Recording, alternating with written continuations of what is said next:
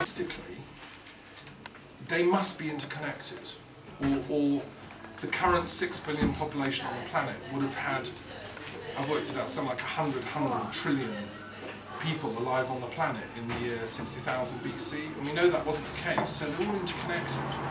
Ancestors are really important, and we don't often acknowledge them or respect them enough, and we don't know even their names. Most of us can go back to a few great-grandparents if we're lucky, and yet it's tens of thousands of them. So this is my giving thanks to them. I just want to preface it by saying that when I first started holding the Truth and Reconciliation Commission meetings in this room with Brian, who's just left, and George Fursoff, who's now dead, and whose ashes are partly in my house waiting to be sprinkled somewhere, who founded the Truth and Reconciliation Commission for Stonehenge with me, long before I met, Mary and other colleagues. George was very strong on ancestors. As a pagan, he called himself an independent pagan priest. He organised the first open access to Stonehenge that we did together. It was called Remembering the Ancestors, and it was at Samhain, Halloween, November 1999. And it was just at that point that we managed to get the open access, which we all just had yesterday. And we worked for it. That's why we set up a commission. But I don't think the ancestors are particularly happy at what's happening at this overnight access. And I think it needs fine-tuning. One of the proposals that my orders put on the table is a permanent roundhouse close to Stonehenge on land within a mile or two, where there could be a residential community sort of shared by all the pagan groups throughout the country, all the different Druid orders, all the Wiccan orders and so on, would send somebody as a pilgrim centre for genuine spiritual pilgrims coming to the site all year round, all time of day. And there'd be sleeping accommodation, there'd be a library, there'd be internet cafe, there'd be a chill out space, there'd be music, there'd be CDs on show, a bookshop and so on.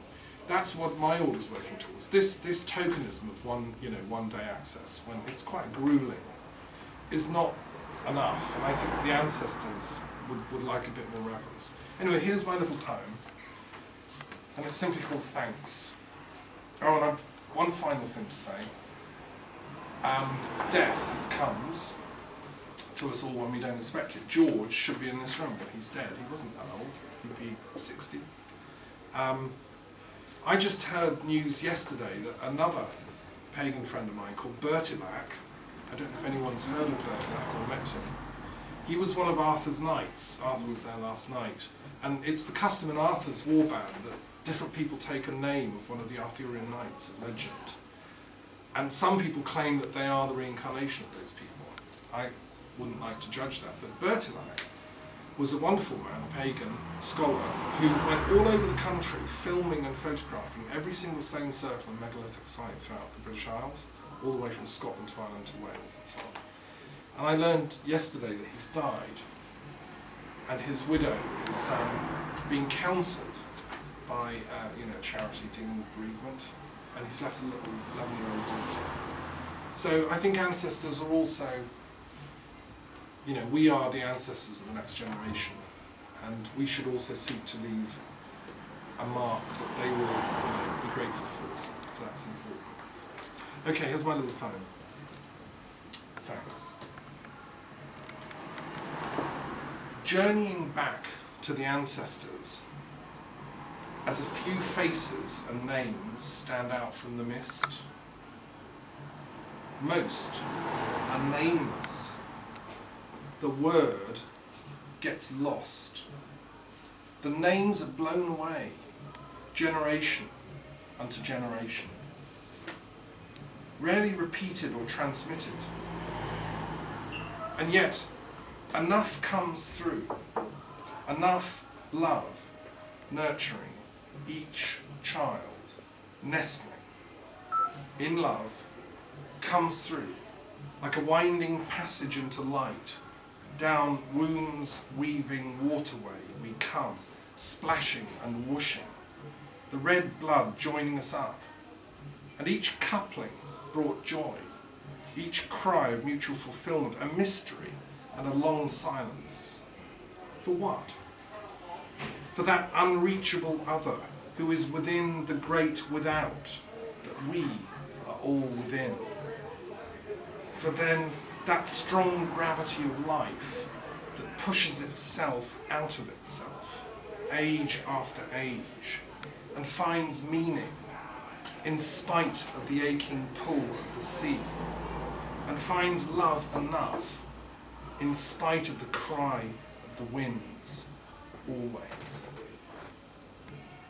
And so it is, a few wisps of names parting from the mists, yet a bright golden light joining them all, invisible, a star of interwoven goodness, a great form, a lineage, a stacking, a threading of minds, a hymn of love, a waving from windows, a line of prayers that were answered, heard, granted.